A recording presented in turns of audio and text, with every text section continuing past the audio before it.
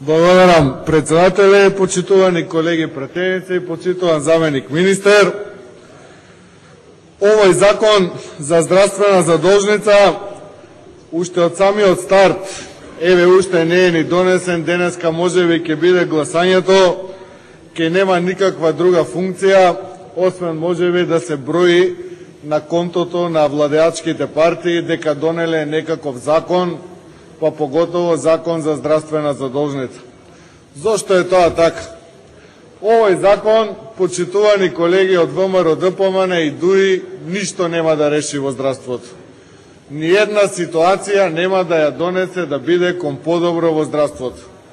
Почитуван заменик министер, џабе го трошите времето и на министерството и на нас пратениците во собранието со вакви законски решенија кои што не се во насока да продуцираат пат како да се решат наталожените проблеми во здравството, туку едноставно не знам. Идејата ви е да се препукуваме или да разменуваме ставови како било во времето на СДСМ, па како сега вие сте биле многу успешни во здравството.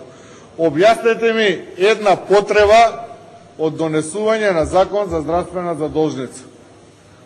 Спротивно на воведениот систем на трезорско работење на јавните здравствени установи. Вие веќе фондот за здравствено осигурување го има финансиското работење на јавните здравствени установи под целосна контрола. Ништо не може да платат јавните здравствени установи ако фондот за здравствено осигурување не го потпише налогот во трезор. Што ќе прават? И сега вие, плюс здравствена задолжница, плюс контрола на јавните здравствени установи. Ама која е целта? Што сакате да направите со оваа здравствена задолжница? За задолжницата во економијата, стопанствениците ви го кажаа мислењето минатата недела. Нема да ја подобри неликвидноста во економијата. А ова, господине заменик министер или колеги од ВМРО-ДПМН, еден станете ми и кажете ми како ќе подобри неликвидноста на јавните здравствени установи. Како ќе го намали долгот од 25 милиони евра на јавните здравствени установи. Ма не е проблемот во јавните здравствени установи. Проблемот е во тоа што буџетот на фондот за здравствено осигурување е недоволен да одговори на потребите на јавните здравствени установи. И тоа е така, затоа што иако значително се зголеми буџетот на фондот за здравствено осигурување, значително се зголемија трансферите од буџетот на Република Македонија кон буџетот на фондот за цели 36 пати и замислете, во здравството повторно нема пари. Испаѓа пред директорката на фондот за здравствено осигурување и вели: мораме да го продолжиме рокот или тоа времето до кога ќе се исплаќаат платите. Покасно ќе ставаат платите. Мора да има пролонгирање на исплаќање на обврските за боледување. И тие покасно ќе се исплаќаат. А од друга страна ги слушаме колегите од ВМРО-ДПМН колку многу било убаво во здравството. Само вчера треба, колеги што сте доктори од ВМРО-ДПМН, да се срамите кога испадна на медиуми податокот дека на жената ја дале диагнозата од која починала. Кај го има тоа? Кажете ми една нормална земја да ви ја пратат диагнозата на болен човек од кога починал. Што е сега подобро во здравството? Жената што чекаше за вештачки колк или колено почина во болница. Од што имате многу пари, од што имате материјал во болниците. Умре. Смртноста на новороденчињата е најголема во Европа. Ајде, колега Паченски, кажете ми, вие сте гинеколог, кога било така во Република Македонија? Ве замолувам, значи, стопирате времето. Колеги, ве молам, имаме закон за здравствена задолжница. Најискрено ве замолувам да расправаме по закон. Најискрено и вас, господин Маријанчо Николов, и на сите идни колеги пратеници. Повелете. Благодарам, председателе. Строго зборуваме по Законот за здравствена задолжница. Зборуваме за пари во здравството и ја прифаќам вашата сугестија, но исто така не можеме да ги одбегнеме овие реални случувања што се случуваат во македонското здравство, затоа што нема пари, нема организација, нема систем, нема начин како здравството да го направиме подобро, поквалитетно и поефикасно за граѓаните.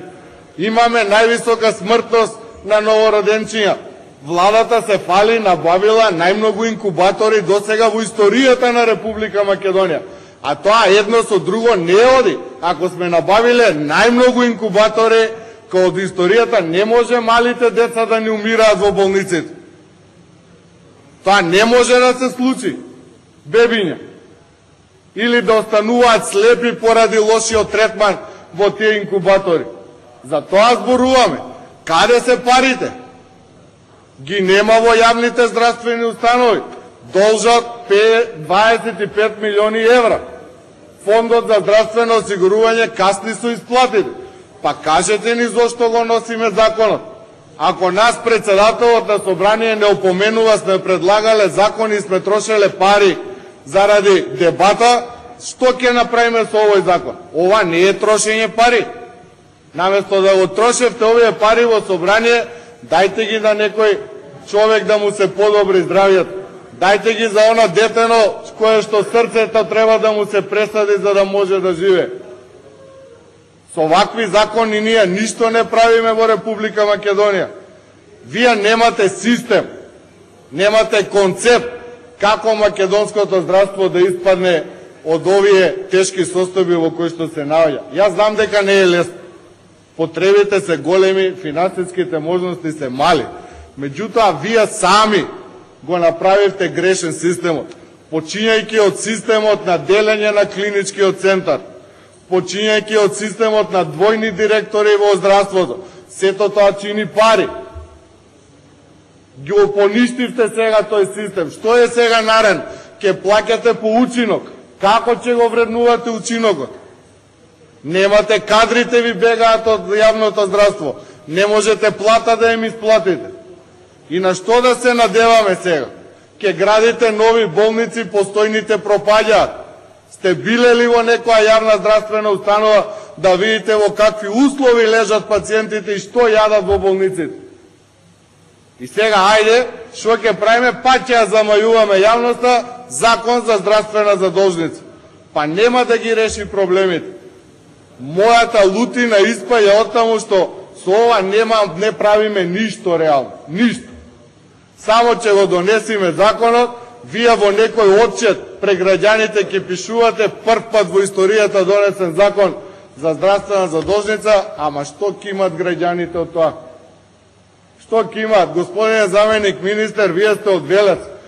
Болните од диализа, што одат на диализа во болницата во Велес, добиваат хепатит Б од неисправни апарати. Се, што ќе направите со тоа? Не сум здравствен работник, се извинувам ако се... Што ќе направите за тоа? Ветивте ќе направите достојна мртовечница за умрените во болница. Каде? Ќе го реши тоа здравствената задолжница? Или само ќе ги менјате директорите, новиот бран ќе ги фаќа? Значи има реални проблеми во здравството. Јас не викам дека е лесна работата, ама со овие реклами, со овие сликања, дајте малку намалете, посветете се на решавање барем на еден проблем. За почеток задржете го кадарот во здравството. Дајте им соодветен третман на докторите, на медицинскиот персонал. Немојте да ги прогласувате за криминалци. Мотивирајте ги за работа. И потоа едно по едно решавајте ги проблемите. И со опрема, и со снабденост со лекови, и со вкупните услови во болницата.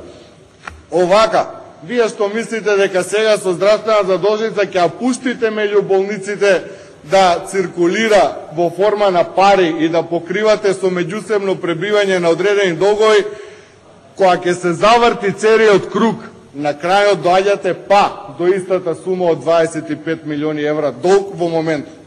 Нема да решите ништо. Ќе дојдете до истата сума.